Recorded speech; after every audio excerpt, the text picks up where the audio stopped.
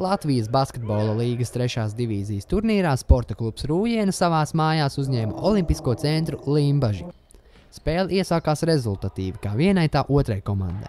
Viesi pirmajās minūtēs spēja izvirzīties vadībā ar ātriem uzbrukumiem, neļaujot mājiniekiem pietuvoties, un likās, ka Rūjienas komandai būs lemts turpināt savu neveiksmu sēriju.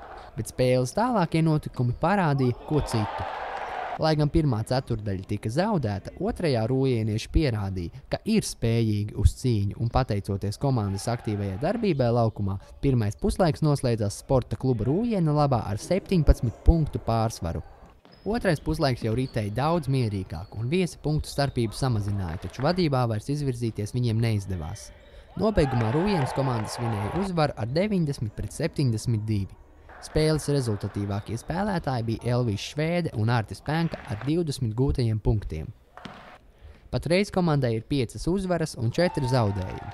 Nākamā spēle rūjieniešiem izbraukumā pret Carnikavas komandu. Arturs Gruzdiņš, Rūjienas televīzija.